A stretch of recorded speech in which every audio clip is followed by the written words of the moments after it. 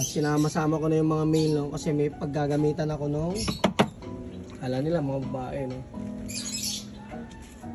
So nagdilig na rin ako, guys.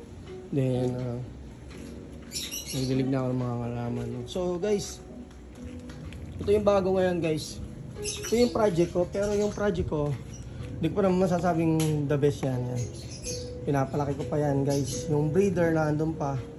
So gusto ko malawak para mas madali sila lumaki. May nakikita na ako nagdidilaw kasi full gold yung breeder, eh. Nasa skin, ano niya, jeans siya yung gold, no?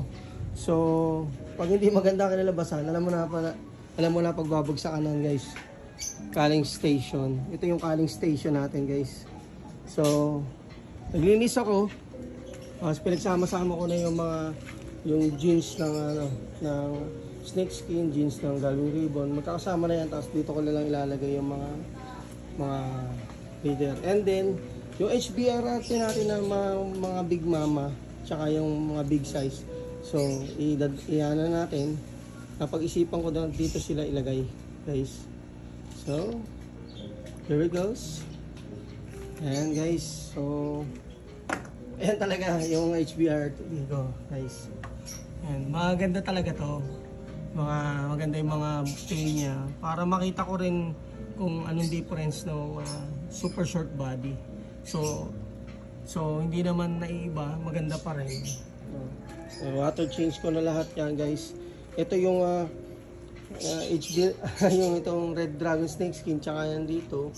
So tingin ko hindi ko masasabi kung goods to, no, or calcium siguro kasi may binigay sa akin si Bossing Kuya RR Vlog na magandang male at saka female. So dalawang female, yung isang old female ko tsaka yung new na female niya tsaka yung new na male, yun ang pagbabanggain ko. So para matatagalan pa. Then ito yung Silveradong AFR natin, napakaangas, no. So salamat Bossing Jerome. Ito na, marami na akong paanak ngayon. So galing kay Bossing Jerome yan, no.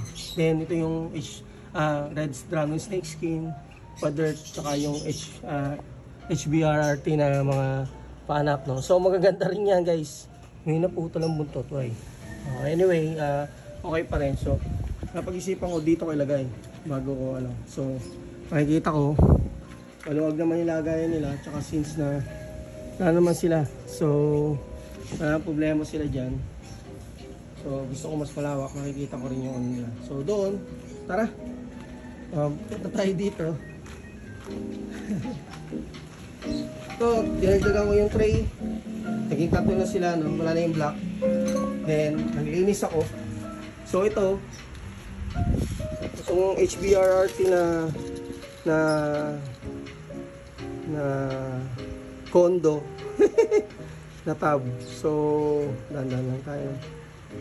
Yung dumihan, di ba, okay lang.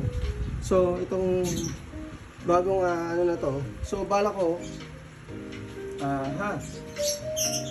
hindi ko alam kung ang lalagay ko dito ay yung red dragon snake skin, pero since meron naman doon, no?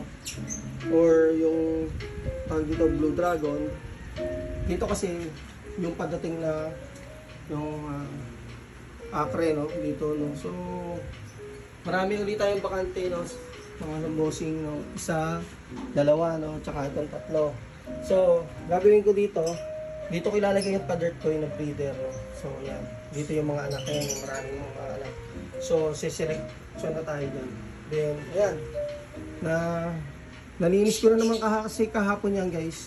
So papakain na lang ako mamaya. Itong red koi, atong blue koi ko, hindi ko alam kung dito ko sila ilalagay kasi gusto ko maluwag nga sila, eh. So ang ilalagay ko na lang sana dito yung mga paanak ng blue koi, no. Pwede, guys. So then since na baka dito yung yung acre, no. So yun natin, may isang pasobra dito. Sabi na may mga pasobra dito. Wala pa na dito. So ganoon na lang. Hindi ko alam kung anong gagawin ko, eh. So, maintain ko na lang dito yung mga breeder ng Red Dragon or dito yung mga paanak ng Red Dragon. Lipat ko sila doon. Doon lahat yung mga breeder. At dito yung mga ano. So, depends sa pan. No? So, since na okay naman yung Blue Dragon natin dyan, okay naman sila. So, yung Acre, no? Bala ka natin yun. Yung Acre, yung dito, or bahala na. Pero, dito, since na ano, wala pa nakalagay, lalagay na lang natin dito yung mga paanak, no? Kasi natin ito. Ay, dito natin ilagay. Yan. So, since na ano, dito natin ilagay yung ano, yung mga magiging anak nila. Soon, ito paanak, pabuga na to eh. So, baka nga dito mapalagay. Alright, at saka yung mga bakante pa dyan. So, that's all. Yun lang, isang magandang hapon at nagbago ulit tayo sa mga pwesto ng lagayan ng mga breeders. Tsaka yung breeder na iba, nilagay natin doon yung HBRRT para kitang-kita nila yung ganda nun. So, dito, okay na to.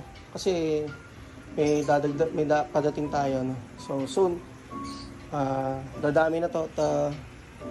So, for now, ano muna tayo? Alaga lang tayo guys at saka parami muna. So hanggang dito na muna. So happy fish keeping, happy hobby always, no. Ito yung ano natin, no, tuxedo ko.